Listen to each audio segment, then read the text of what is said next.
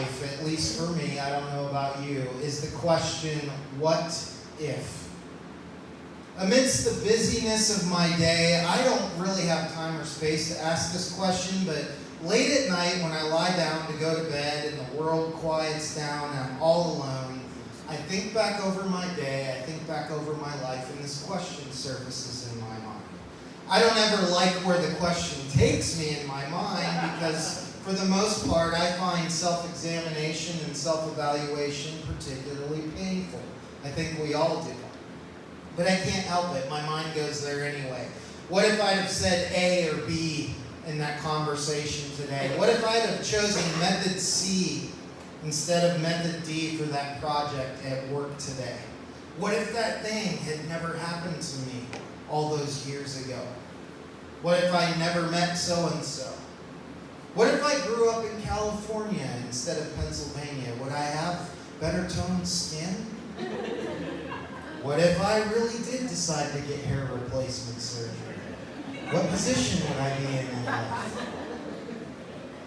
And as I drift off into unconsciousness at bedtime, questions like these, seeking concrete answers to what if, are often the final things ping-ponging around in my head. It is said that the inventor of the light bulb, Thomas Edison, tried over 2,000 different materials in search of a working filament. And one day, in the midst of this process, this search, his assistant was just getting worn out by all of it, and he said, "All of our work is a waste. We haven't learned anything." And Edison confidently replied, "On the contrary, we've learned so much, we now know that there are over 2,000 materials which we cannot use to make a good light bulb." And these are often the kinds of answers we arrive at for the nagging question of what if. Not necessarily what we learned from our achievements, but what we've learned from our failed attempts. As they say, hindsight is always 20/20. Our passage for today that we just heard Rafi read with all those big words in it. At face value, it's an obscure passage from the Old Testament, but it has a lot to do with looking back and asking, what if? I'll read it to you again. It says, "Then Moses climbed Mount Nebo from the plains of Moab to the top of Pisgah, across from Jericho. There the Lord showed him the whole land from Gilead to Dan, all of Naphtali, the territory of Ephraim and Manasseh, all the land of Judah as far as the Mediterranean Sea, the Negev and the whole region from the valley of Jericho, the city of palms as far as Zoar." Raise your hand if you're still with me. "Then the Lord said to him, 'This is the land that I promised in an oath to Abraham, Isaac, and Jacob when I said, I will give it to your descendants. I have let you see it with your eyes, but you will not cross over into it.' And Moses, the servant of the Lord, died there in Moab, as the Lord had said. Now Joshua, the son of Nun, was filled with the spirit of wisdom, because Moses had laid his hands on him. So the Israelites listened to him and did what the Lord had commanded Moses." What does all of that mean? Oh my gosh.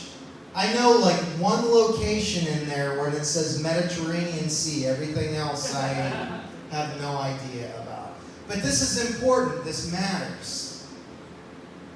We come to this place in the story where after 40 years of wandering through the desert with the people of Israel, Moses leads his people right up to the edge of the promised land, and instead of going into it and completing the journey, he dies.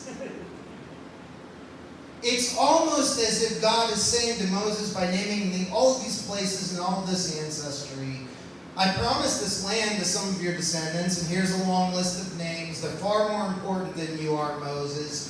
Look at all of that just across the border there. Look at it all you like, but you're never going to go there. You can't touch it. This could all be yours, but guess what? It's not going to be. You're going to die in a few minutes." passage takes this hard turn. No title break, no commercial, no new episode in the series. And it just starts talking about Joshua, like Moses never existed. And Joshua, history teaches us, is the one who would eventually lead Israel into the promised land. And this hard turn has something deeply important to teach us about our what-ifs, our regrets, and our hindsight. Moses never gets what he worked all of his life for. Then the next guy comes along and just walks into it, thanks to all of Moses' efforts. And that's the frustrating lesson of this story. In this story, and all the way down through the rest of Scripture, there's this idea that hindsight, that looking back over all of the areas where we didn't get what we wanted, are not without a reason. In fact, our failures may have much more meaning than we give them credit for.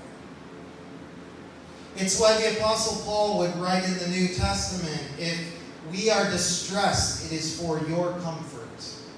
Or where he writes, I worked harder than everyone else. Yet whether it is I or they, this is what we proclaim, it is grace at work. When a man born blind is brought to Jesus and his disciples are just perplexed by how something like this could have happened apart from the punishment of a vindictive God, they ask, Rabbi, who sinned, this man or his parents, that he was born blind? And Jesus responds, it's not about that. Neither this man nor his parents sinned. This happened so that the works of God might be displayed in him. And passages like this passage we're reading today, and many others like it down throughout Scripture, beg the question. Maybe we went through what we went through because it's what everyone around us needed to see. Maybe our lives are deeper and they have more layers than just us. Maybe it's about us not getting what we want so that the works of God might be made visible to the world in how courageously we deal with this thing called hindsight. I don't like that. I don't want more of that in my life. But I can't deny that the pattern is there over and over again. For every painful experience in my life that has accosted me, sometimes it's my fault, sometimes it's someone else's doing. If I add it all up, they've all saved me from surrendering fully to a life of self-preservation and getting only what I want.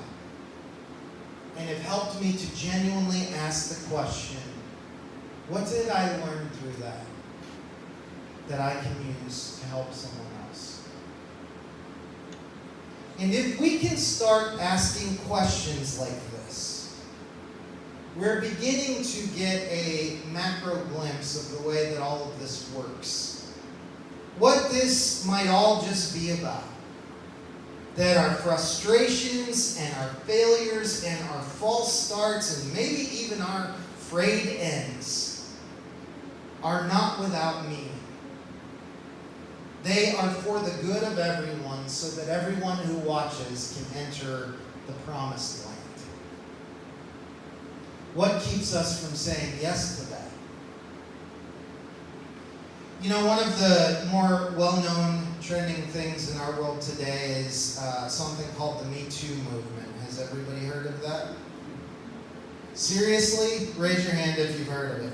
Okay, that's better. That's what I thought.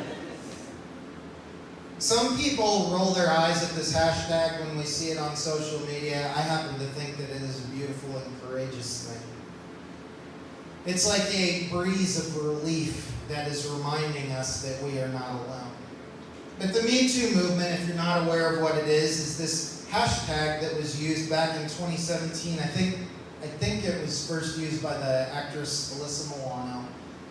But it was being used to highlight stories about how things like sexual harassment and sexual abuse are more prevalent in the lives of people than we might think they are. And the reason that it matters so much is that it takes this dark, private thing that so many have been victims and survivors of, and it shows us just how many others there are out there who understand our story. Not just intellectually, but experientially. And this same kind of identity that we find with those stories is what this story in Scripture is trying to get us to identify with. These long years of struggle in barren places, feeling as if we have nothing to show for it, it helps us to see not the reason for our suffering, but how our suffering is never wasted. Moses wasn't being punished.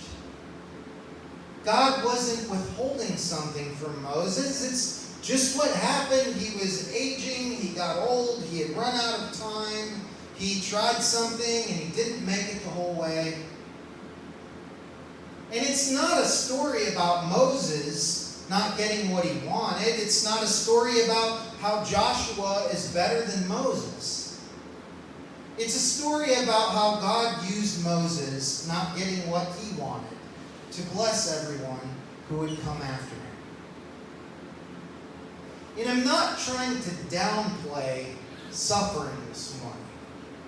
I'm not trying to play some cathartic trick on you so that you are able to disassociate yourself from the pain and disappointment in your life. In fact, I'm trying to do the opposite. This is just how God works in the world. When we courageously embrace our disappointments and our failures and our pain, so that we can begin living in an outward-facing reality instead of an inward-facing fantasy where we just wander around in circles.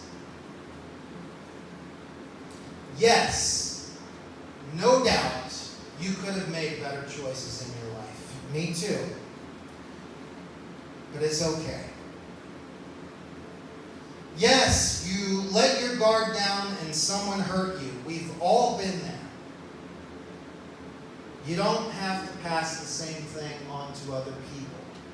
It can stop with you. Yes, you have sinned in your life. Welcome to the club. We have letter jackets. You're forgiven. So forgive yourself and move forward. Yes, you'd love to find a formula or a way of living that can fix everything in your life that you don't want. We all would. But guess what? It's never going to happen. You're going to breathe your final breath not getting something that you want. And your whole life is still going to be okay. This is the land that I promised in an oath to Abraham, Isaac, and Jacob when I said, I will give it to your descendants. I have let you see it with your eyes, but you will not cross over into it. And Moses, the servant of the Lord, died. Now Joshua, ...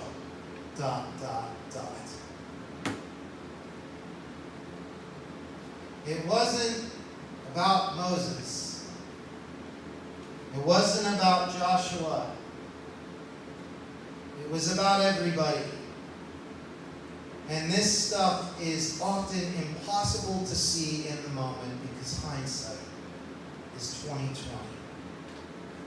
Are we using what we see in hindsight to help those who come after us to get where they're trying to go? Or does it all just revolve around us and stop with us while we keep asking, why am I not getting what I want?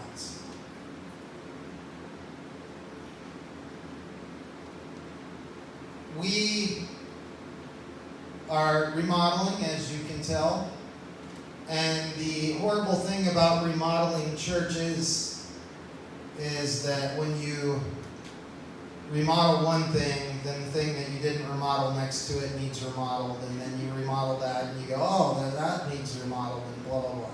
So we're making all these beautiful upgrades to our facility, and we keep seeing all these other things that need done. And I was leaving the office late one night this week, and I locked the door, closed it behind me, and checked it, and it just pulls right open, even after I've locked it.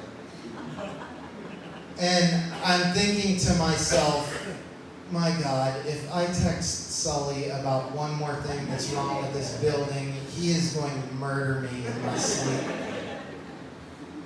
And I don't know, Sully, what was it, about midnight that I texted or something? I don't know. Okay. So this, I lay down at night and I think, what if? Like, what if somebody goes in the building and sets the thing on fire, and then we have to pay, how much would the fire insurance be? Is that worth it? All these types of things. And so I texted Sully about it, and I got up the next morning and he had texted back. And instead of complaining and thinking, oh my gosh, there's one more thing that needs to be done, he said something really profound. He said, it's really good that I have an example here again to remind me that I'm needed and that I have good work to do in this community. And that's what this is trying to tell us. We butt up against these things in our lives that come from out of nowhere, things that are going wrong, things that are broken, things that need fixed, this long list of to-dos in our lives. And we can look at them and start to think thoughts like, oh, another thing, poor me, I can't believe there's another thing here. Or we can look at them and still be upset by them and not be looking forward to them, but thinking, I'm going to learn something through this. It's going to be hard. I don't want it to happen. I don't want another thing to have to do. But when I fix that door, people are going to be able to walk through it. And when they walk through that door, then they're going to enter into a community that's going to love them and take care of them. You can get stuck outside where the door needs fixing. Or you can say, thank God I'm going through this. God needs something from me here. As you go out into your life this week, I don't expect you to masochistically welcome suffering and pain with open arms. But maybe the little shift that gets made in our lives is just this thing called perspective. Where, yes, we flinch, yes, we brace ourselves, yes, we're thinking, I see this coming and I don't like it. But we start to think ahead, we start to think from the end and work our way backwards. And we're able to at least say, this is going to be hard, but I'm going to learn something that I need to know in this that's bigger than just me. I'm going to learn something that's actually not only going to improve my life, but the lives of everyone else in my circle of influence and relationships. Hindsight's 20/20, and we may not get into the land that we're seeing with our eyes, but we might get the joy of seeing a whole population of people come after us and go there because we have endured the struggle.